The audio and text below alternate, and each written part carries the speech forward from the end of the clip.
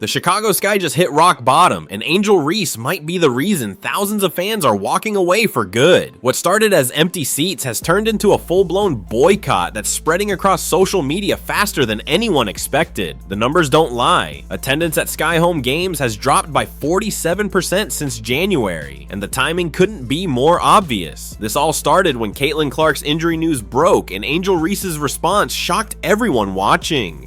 But before we dive into what's really happening behind closed doors in Chicago, make sure you hit that like button if you think the WNBA needs to protect its stars better. Your support helps us bring you the inside stories mainstream media won't touch. The boycott officially began 3 weeks ago when season ticket holders started posting their empty seats on social media with hashtags that went viral overnight. These weren't casual fans either. We're talking about people who've supported the Sky for years, some for over a decade. One fan who had courtside seats since 2015 posted a video burning their Angel Reese jersey that got over 2 million views in just 48 hours. The message was clear: they're done supporting a player they believe represents everything wrong with the league right now. What happened next would shock everyone in the WNBA front office. Corporate sponsors started pulling back too. 3 major local Chicago businesses quietly ended their partnerships with the Sky in the past 2 weeks alone. One sponsor who had naming rights to a section of Wintrust Arena demanded their signage be removed immediately after seeing the backlash. The financial impact is already being felt. Merchandise sales featuring Reese have dropped by 73% compared to last month, and that's according to internal numbers leaked by a Sky employee who couldn't stay silent anymore. But that wasn't the whole story about why fans turned on Reese so dramatically. New footage surfaced from a team practice in early January showing Reese laughing and high-fiving teammates while watching replays of hard fouls against Indiana Fever players from last season. The video, which was supposed to be private team film study, somehow made its way onto social media, and the reaction was explosive. Fans saw it as proof that Reese takes pride in the physical targeting that many believe contributed to injuries across the league. One comment with over 50,000 likes said, "This is who she really is when she thinks nobody's watching." The situation escalated when Reese posted on Instagram stories what many interpreted as a celebration of Clark being sidelined. While she didn't mention Clark by name, the timing of her post, just hours after injury reports confirmed Clark wouldn't return this season, had fans convinced it wasn't a coincidence. She posted champagne emojis and wrote, "Karma always comes back around," before deleting it 20 minutes later. But screenshots had already spread everywhere. Former WNBA players started weighing in, with one Hall of Famer calling Reese's behavior embarrassing for the entire league. What really sealed the deal for many boycotting fans was when audio leaked from a Sky team meeting where Reese allegedly told teammates they needed to send a message every time they played against Indiana.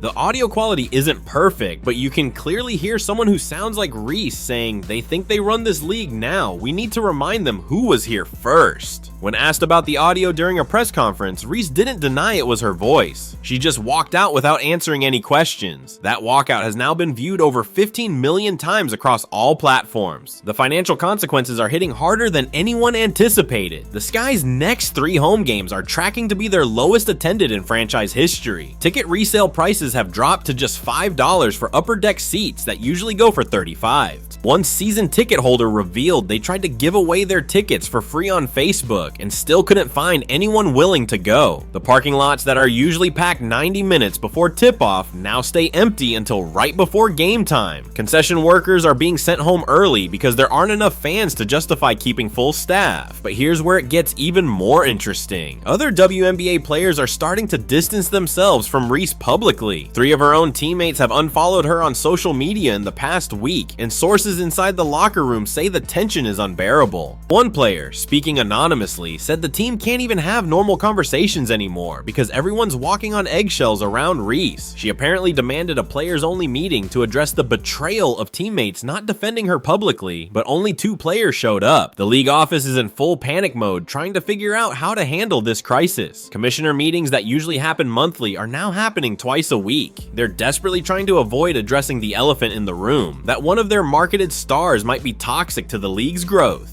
Internal emails leaked to media show executives debating whether to fine Reese for conduct detrimental to the league, but they're worried about the backlash from certain media members who've defended her no matter what. Meanwhile, the contrast with how Indiana Fever games are selling couldn't be more stark. Even without Caitlin Clark on the court, Fever home games are selling out because fans want to show support for a team they believe represents good sportsmanship. Sophie Cunningham's jersey sales have increased by 200% as fans rally around players they see as positive role models. The Fever's social media engagement is up 400%, while the Skies has dropped to their lowest levels in 5 years. What happened next in this saga shocked even Reese's biggest critics. A group of Chicago youth basketball coaches announced they would no longer be bringing their teams to Sky games as long as Reese is on the roster. These coaches, who work with girls aged 8 to 18, said they couldn't in good conscience expose their players to someone they don't consider a positive role model. One coach with 30 years of experience said, "I've never seen anything like this in my career. We're supposed to be teaching these kids that sports builds character, not destroys it." The response from Sky management has been nothing short of disastrous. Instead of addressing fan concerns, they released a tone-deaf statement calling the boycott misguided and suggesting fans who don't support the team aren't real fans anyway. That statement backfired spectacularly, with even more season ticket holders announcing they were done. The Sky's official Instagram account lost 40,000 followers in just 72 hours after that statement went live.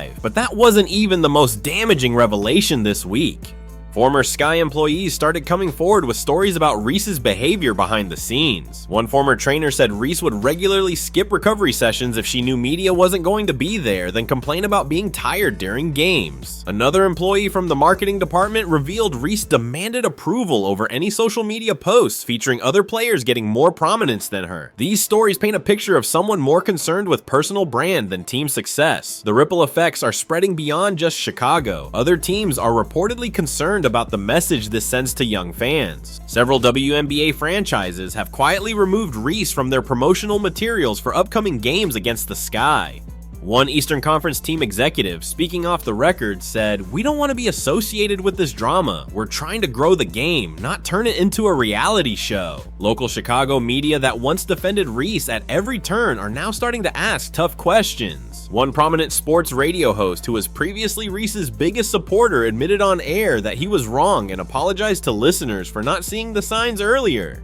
He revealed that multiple sources had tried to tell him about problems with Reese's attitude, but he dismissed them as jealousy. Now he says ignoring those warnings was the biggest mistake of his career. The most telling sign of how bad things have gotten came when Reese's own endorsement deals started drying up. A major shoe company quietly removed her from their website's featured athletes section. A beverage brand that had just signed her 3 months ago activated an early termination clause in her contract. Industry insiders say her market value has dropped by approximately 60% in just the past month alone. One agent who represents multiple WNBA players said, "She's become radioactive. Nobody wants to touch her right now." What really has fans furious is comparing how Reese handled adversity versus how other players do. When Caitlin Clark faced criticism, she responded by working harder and letting her game do the talking.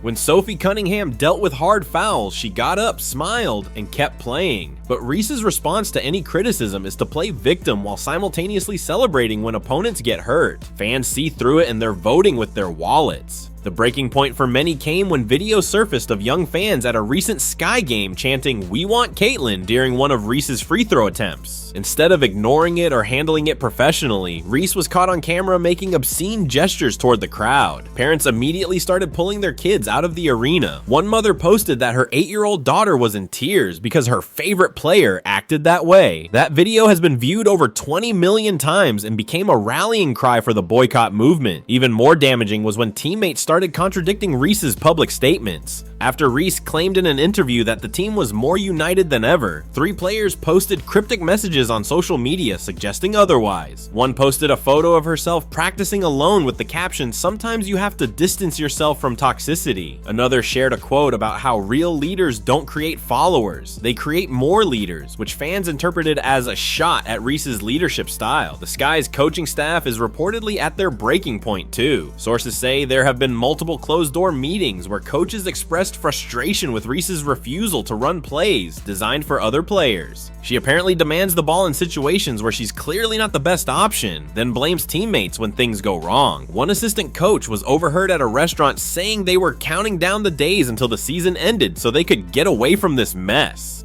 But here's what nobody's talking about yet: the legal implications. Multiple sources confirm that season ticket holders are exploring a class action lawsuit against the Sky for failure to provide a professional sports environment.